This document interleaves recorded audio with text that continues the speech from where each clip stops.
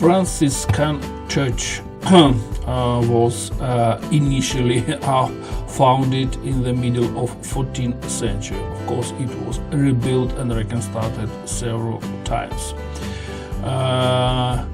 In front of this church is generally the area of monastery, Franciscan monastery. There are some short historical information. As we see it, the photo how it was before, and then after the collapse. I will tell you why. In the middle of 18th century, there was a lot of protests against Russian authority. If you know by the history, at that time Lithuania was a part of Russian Empire, and Franciscan monks, friendly speaking, headed this uprising. But Russian government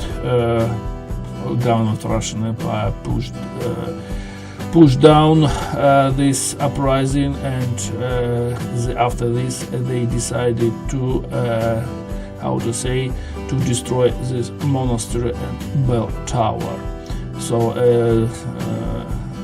only in our days it began to be reconstructed step by step, and if we see even inside, it's still building process.